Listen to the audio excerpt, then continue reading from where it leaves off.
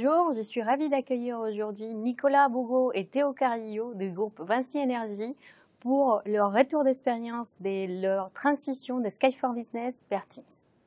Bonjour Théo, bonjour Nicolas. Bonjour. Est-ce que vous pouvez vous présenter et présenter aussi l'entreprise s'il vous plaît? Alors, Théo Carrillo, je suis responsable d'une équipe de conduite du changement, le Change Lab au sein de Vinci Énergie.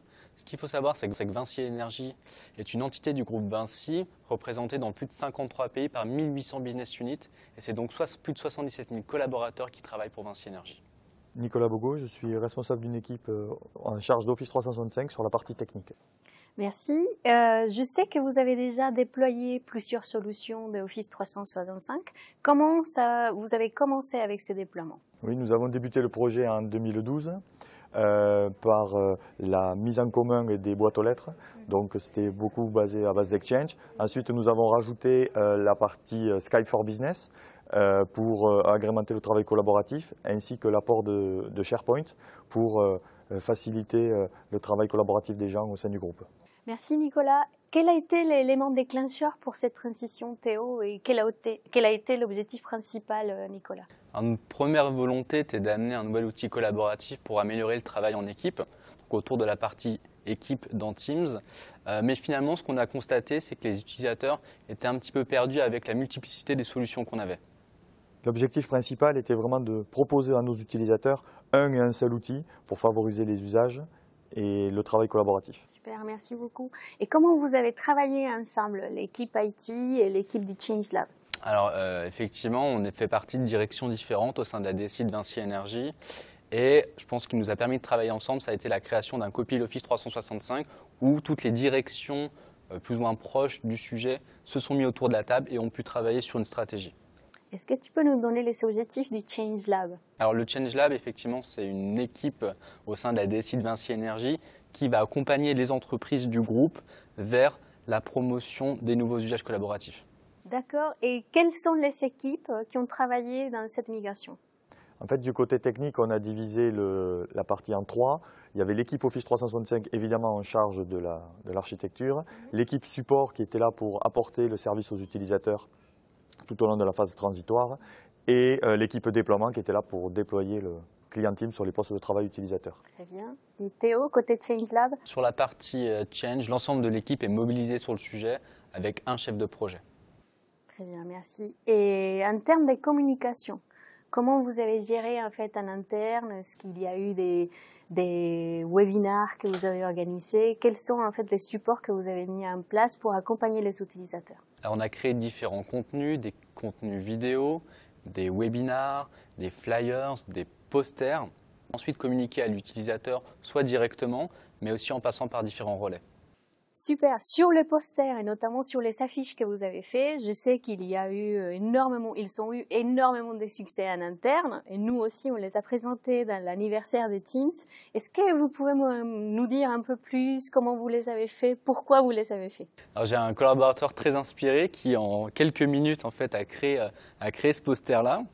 Il l'a imprimé, il l'a passé sous la porte de notre directeur en fait, qui a immédiatement validé le contenu. Donc un contenu qui se voulait quand même assez fun, assez sympa, qui interpelle vraiment nos utilisateurs. Donc vous reprenez un peu la Coupe du Monde en plusieurs langues. Est-ce que ça a été fait exprès? Alors oui, c'était le thème de l'époque, la Coupe du Monde. Donc on est très implanté en France, donc ça a très bien marché. Par contre, il a fallu le décliner dans d'autres pays. Donc on a eu le curling pour les pays scandinaves, par exemple. Ok, merci. Vous avez parlé des supports. Comment, en fait, qu'est-ce que vous avez mis en place avec les supports pour accompagner tous les utilisateurs dans cette migration? Alors en plus des webinars qu'on a proposés à nos utilisateurs, on a également mis en place une communauté Yammer avec la possibilité de nous interpeller, de poser des questions spécifiques à cette transition. Et il me semble qu'il y avait un hashtag dédié Oui, aussi. effectivement, on a utilisé un hashtag qui permettait aux utilisateurs d'aller directement aux questions. C'est malin ça. Et pour notamment la communauté aussi qui a été créée, les Digital Talents.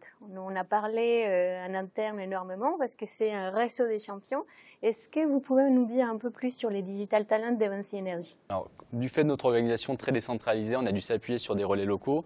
Il y a eu les relais informatiques traditionnels, nos responsables informatiques de pôle et nos IT managers, mais aussi notre communauté d'ambassadeurs, les Digital Talents, qui ont vraiment relayé l'information directement dans nos différentes business units. Super. Et je sais que ça a commencé en France, mais est-ce qu'il y a aussi des communautés des digital talents à l'international? C'est un de nos grands challenges de cette année, c'est bâtir une communauté vraiment internationale pour être au cœur des entreprises. Qui vont vous aider donc, du coup, dans cette transition Sky for Business vers Teams. Super. Quels sont les premiers retours des utilisateurs de cette migration vers Teams? Pour les retours utilisateurs, je diviserai en 3 catégories.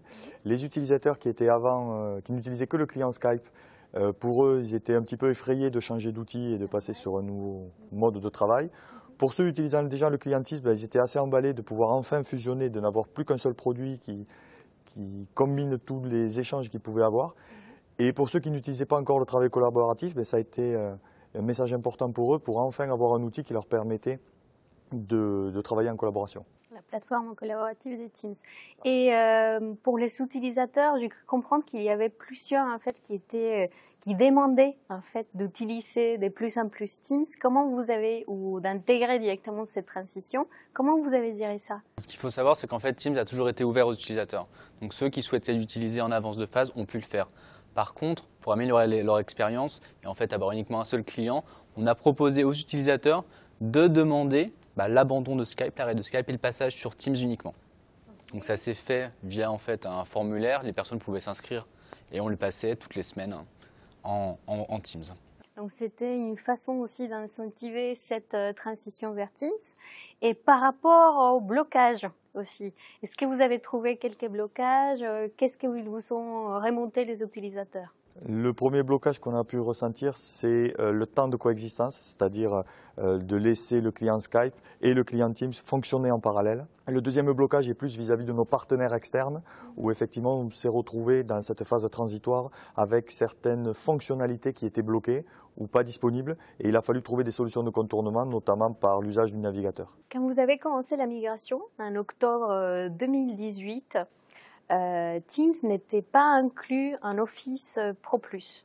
Du coup, comment vous avez géré le déploiement de l'application dans les postes de travail de chaque collaborateur?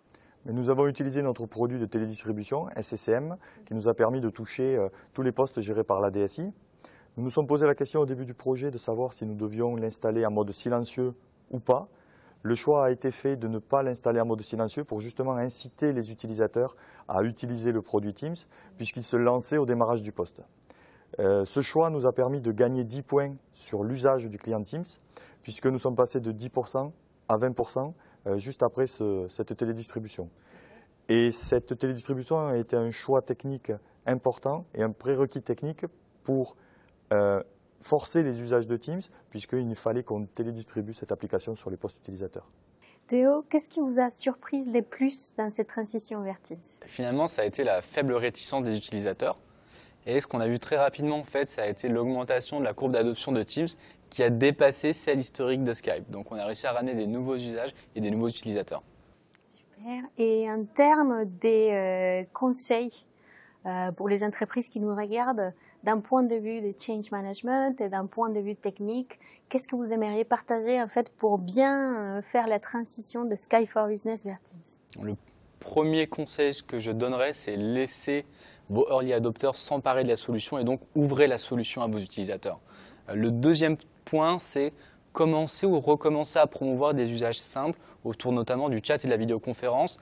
Quelle est la différence entre un email et un message instantané?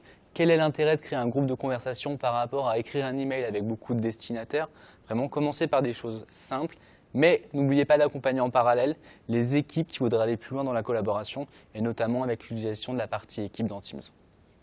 Et d'un point de vue technique, moi ce que je dirais, c'est qu'il faut bien détailler et détourer les lots pour faire cette étape de transition. On ne peut pas faire d'une seule traite. Et nous, ce qu'on a rencontré comme difficulté par rapport à nos lotissements, c'est qu'on avait des lotissements relativement importants par semaine. Ils étaient de 5000 utilisateurs.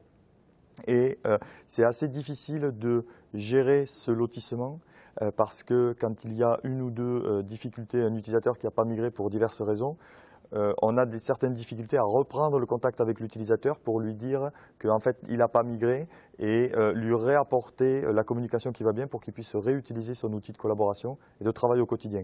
Donc un bon conseil, c'est faites attention quand vous lotissez, de prévoir des lots suffisamment petits pour bien adapter la communication et que le message soit très clair vis-à-vis de vos utilisateurs. Comment suivez-vous l'adoption des Microsoft Teams au sein des Vinci Energies? On a construit notre propre rapport basé sur les données d'Office 365 et de notre organisation, et ce qui nous permet de suivre 3 catégories: les non-actifs sur Teams, les utilisateurs modérément actifs et les actifs, ceux qui vont utiliser la solution au moins une fois par semaine. Très bien. Et comment mesurez-vous l'impact côté utilisateur et côté pour toute l'organisation en fait? Alors déjà, on a constaté une très forte hausse de l'adoption qui a dépassé historiquement celle de Skype. Et les retours qu'on a de nos utilisateurs, c'est finalement qu'on a réussi à apporter un outil moderne qui a permis, premièrement, d'accompagner la mobilité de nos collaborateurs et améliorer la prise de décision. Et en fait, d'un point de vue de l'organisation, la forte adoption de Teams a permis de réduire le shadow IT, puisque les utilisateurs préfèrent quand même utiliser le client Teams au sein de l'organisation plutôt que d'utiliser des produits du marché grand public. Donc un bénéfice en termes de sécurité pour toute l'entreprise. Exactement, un bénéfice en termes de sécurité, puisque les données propres à l'entreprise, que ce soit sur un chantier ou autre, restent sur un outil maîtrisé par l'entreprise. Théo et Nicolas, comment Microsoft nous vous a accompagné dans cette démarche, dans cette transition de Skype for Business vers Teams? Alors sur la partie Change, on a fait des ateliers régulièrement ainsi que des échanges avec vous, Barbara. D'un point de vue technique, on a organisé un kick-off et des calls réguliers, une fois par semaine, avec le groupe produit Microsoft, afin d'échanger avec eux sur soit nos difficultés techniques, soit la roadmap avec des fonctionnalités nouvelles qui allaient être apportées, afin de nous permettre de là encore expliquer à nos utilisateurs qu'une nouvelle fonctionnalité pourrait arriver et ils pourraient s'en servir pour se démarquer des autres usages qu'ils avaient historiquement avec Skype. C'était notre dernière question. Merci beaucoup Théo, merci Nicolas pour ces retours d'expérience sur la migration de Skype for Business vers Teams. Un grand merci. Merci Barbara. Merci beaucoup.